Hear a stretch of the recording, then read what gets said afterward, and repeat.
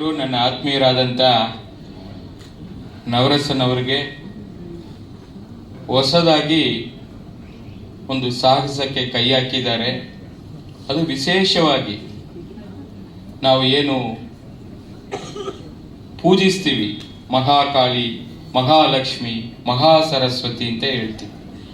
ಅಂತ ಹೆಣ್ಣು ಮಕ್ಕಳಿಗೋಸ್ಕರ ಅದು ಸೆಲೆಬ್ರಿಟಿ ವುಮೆನ್ಸ್ ಕಬಡ್ಡಿ ಲೀಗ್ ಅಂತ ಹೇಳಿ ಏನು ಮಾಡ್ತಾ ಇದ್ದಾರೆ. ಇದು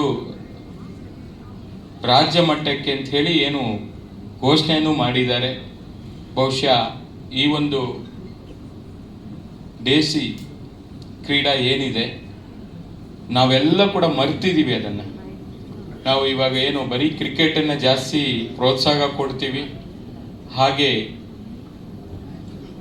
ಟೆನ್ನಿಸ್ ಇರ್ಬೋದು, ವಾಲಿಬಾಲ್ ಇರ್ಬೋದು, ಇಂಥದನ್ನು ನಾವೆಲ್ಲ ಕೂಡ ಅಳವಡಿಸ್ಕೋತೀವಿ. ಆಗಲೇ ನಮ್ಮ ಶ್ರುತಿಯವರು ಹೇಳ್ದಂಗೆ ಕಬಡ್ಡಿ ಅನ್ನೋ ಒಂದು ಆಟವನ್ನು ನಾವೆಲ್ಲ ಕೂಡ ಮರ್ತಿದ್ದೀವಿ. ಅಂಥ ಸಂದರ್ಭದಲ್ಲಿ ಮತ್ತೊಮ್ಮೆ ದಿನನಿತ್ಯ ಸ್ಟ್ರೆಸ್ ಜೀವನದಲ್ಲಿ ನಮ್ಮ ಒಂದು ಸಮಯವನ್ನು ಕಳೀತಾ ಇರ್ತೀವಿ. ಪ್ರೊಫೆಷ್ನಲಿ ಶೂಟಿಂಗು, ಮನೆ ಮತ್ತು ಬೇರೆ ಕೆಲಸಗಳಲ್ಲಿ ಒತ್ತಡದ ಜೀವನದಲ್ಲಿ ನಾವು ದಿನನಿತ್ಯ ನಮ್ಮ ಒಂದು ಬದುಕನ್ನು ಕಟ್ಕೊಂಡಿರ್ತೀವಿ. ಇಂಥ ಒಂದು ಸಂದರ್ಭದಲ್ಲಿ ನಾವು ಕೂಡ ಸ್ವಲ್ಪ ಬೇರೆ ಕಡೆ ನಮ್ಮ ಒಂದು ಸ್ಟ್ರೆಸ್ಸನ್ನು ರಿಲ್ಯಾಕ್ಸೇಷನ್ ಮಾಡ್ಕೋಬೇಕು ಅಂತೇಳಿ ಇಂಥ ಒಂದು ಕಬಡ್ಡಿ ಆಟಕ್ಕೆ ಏನೋ ಒಂದು ನಾಂದಿ ಆಡಿದ್ದಾರೆ.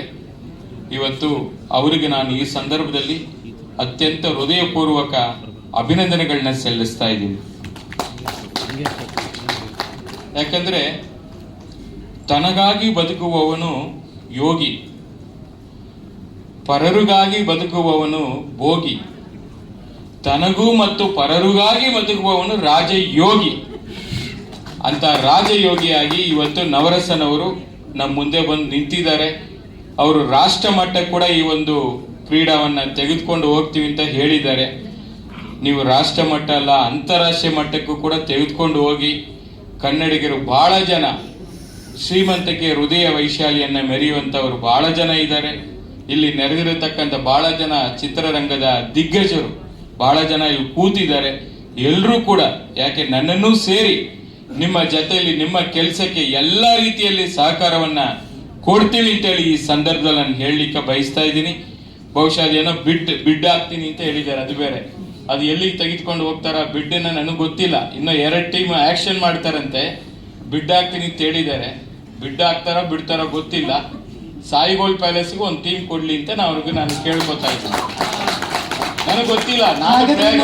ನಾನು ಪ್ರಯಾಗ್ರಾಜಿಂದ ಇವತ್ತೇ ಬಂದಿದ್ದು. ಅವರು ನನಗೆ ಬೆಳಿಗ್ಗೆ ಫೋನ್ ಮಾಡಿಬಿಟ್ಟು ನೀವು ಬರಲೇಬೇಕು, ನಿಮ್ಮ ಕೈಯಿಂದ ಆಗ್ಬೇಕು ಅಂದ್ರು. ನನಗೇನಿಲ್ಲಪ್ಪ, ನಿನ್ನ ಬಾಳು ಬಂಗಾರವಾಗ್ಲಿ, ನಾನು ಬರ್ತೀನಿ ಅಂತ ಹೇಳಿ ಬಂದಿದ್ದೀನಿ, ಇಷ್ಟೇ. ನಿಮ್ಮ ಟೀಮ್ ಇದೆ ಅಂದ್ರೆ ಅದಕ್ಕಿಂತ ಖುಷಿ ಮತ್ತೊಂದಿಲ್ಲ ಸರ್, ಅಲ್ವಾ ನವರಸನ್ ಸರ್? ಖಂಡಿತ. ನಂದೊಂದು ಪರ್ಸನಲ್ ಟೀಮ್ ಇಟ್ಕೊಂಡಿದ್ದೀನಿ, ದಯವಿಟ್ಟು ಸರ್ ಅದು ನಿಮಗೆ ಕೊಡ್ತೀನಿ. ನನ್ನ ಟೀಮ್ ಅದು, ಅಂದ್ರೆ ನಾನೊಂದು ಟೀಮ್ ಅಂತ ಇಟ್ಕೊಂಡಿದ್ದೀನಿ. ಪರ್ಸನಲ್ ಅಂದ್ರೆ ನಮ್ಮ ಬ್ರದರ್ಗೋಸ್ಕರ, ಅಂದ್ರೆ ಏನ್ ಗೊತ್ತಾ, ನಮ್ಮ ಬ್ರದರ್ಗೋಸ್ಕರ ಒಂದು ಟೀಮ್ ಇಟ್ಟಿದ್ದೀನಿ. ಇಲ್ಲ, ಯಾಕಂದ್ರೆ ಅವರು ನಮ್ಮ ಜೊತೆನೇ ಇರ್ತಾರೆ, ಪರವಾಗಿಲ್ಲ. ಈ ಬ್ರದರ್ ಆದ್ರು ಅಷ್ಟೇ. ಇಲ್ಲ ಟೋಟ್ಲು 10 ಟೀಮು, 8 ಟೀಮು ನಮ್ಮ ಬ್ರದರ್ ಒಂದು ಸೇರಿ 8 ಟೀಮ್ ಇಟ್ಕೊಂಡಿದ್ದೀವಿ ನಾವೀಗ. ಅದ್ರಲ್ಲಿ ಆ ಬ್ರದರ್ದು ಈ ಬ್ರದರ್ ಕೊಡ್ತಾ ಇದೀವಿ ಅಷ್ಟೇ. ಇಲ್ಲ 11 ಅತ್ತೆ. ಆಗ ಬೆಟ್ಟಿಂಗ್ ಹೇಳಿದೆ, ಅದು ಹಂಗೆ ಇದೆ, ಅದನ್ನ ಬಿಡಲ್ಲ.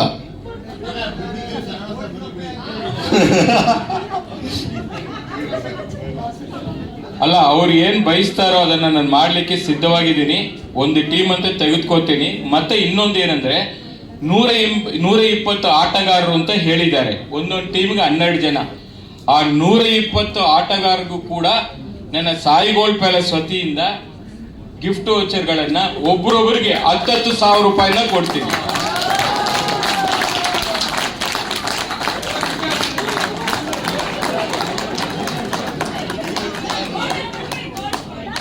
ಅಲ್ಲ, ಏನ್ ಬೇಕಾದ್ರೆ ತಗೋಬಹುದು, ಅದಕ್ಕೆ ಗಿಫ್ಟ್ ವೋಚರ್ ಅಂತ ಹೇಳಿದೀನಿ.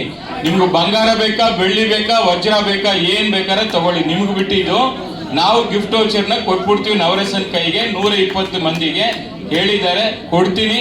ಮುಂದಕ್ಕೆ ರಾಷ್ಟ್ರ ಮಟ್ಟದಲ್ಲಿ, ಅಂತಾರಾಷ್ಟ್ರೀಯ ಮಟ್ಟದಲ್ಲಿ ಕೂಡ ಆಗ್ಲೇ ಹಿಂದೆ ತಮಗೆ ಗೊತ್ತಿರ್ಬೋದು, ಅಶ್ವಿನಿ ಮೇಡಮ್ ಅವರ ಸಹಕಾರದೊಂದಿಗೆ ಹಬ್ಬದ ಪುನೀತ್ ಕಪ್ ಕೂಡ ನಾವು ಮಾಡಿದೀವಿ. ಅದು ಈ ವರ್ಷ 3 ಬಾರಿ ಆಗಿದೆ ರಾಜ್ಯ ಮಟ್ಟದಲ್ಲಿ. ಈಗ ನಾವು ದುಬೈಗೆ ತೆಗೆದುಕೊಂಡು ಹೋಗ್ತಾ ಇದೀವಿ. ಅಂತಾರಾಷ್ಟ್ರೀಯ ಮಟ್ಟದಲ್ಲಿ ಅಪ್ಪು ಅವರ ಒಂದು ಕೀರ್ತಿಯನ್ನ ಹೆಚ್ಚಿಸಬೇಕು ಅಂತ ಹೇಳಿ ಅಲ್ಲಿಗೆ ತೆಗೆದುಕೊಂಡು ಹೋಗ್ತಾ ಇದೀವಿ. ಅದೇ ರೀತಿ ನಮ್ಮ ನವರಸನ್ ಕೂಡ ದೊಡ್ಡ ಮಟ್ಟದಲ್ಲಿ ಬೆಳಿಬೇಕು ಚಿತ್ರರಂಗದಲ್ಲಿ. ಇನ್ನಷ್ಟು ಈ ಕಲಾವಿದರಿಗೆ ಸಹಕಾರವಾಗಿ ನಿಲ್ಲಿ. ಎಲ್ಲ ರೀತಿಯಲ್ಲಿ ನಿಮ್ಮ ಕನಸು ನನಸಾಗಕ್ಕೆ ಒಳ್ಳೆ ಮನಸ್ಸುಗಳೆಲ್ಲ ಕೂಡ ಇಲ್ಲಿ ಸೇರಿದೀವಿ ಅಂತೇಳಿ ಮತ್ತೊಮ್ಮೆ ನಿಮಗೆ ನಾನು ಶುಭವನ್ನ ಕೋರ್ತಾ ಇದ್ದೀನಿ. ಎಲ್ಲ ಕಲಾವಿದರಿಗೂ ಒಳ್ಳೆಯದಾಗ್ಲಿ. ನಮಸ್ಕಾರ.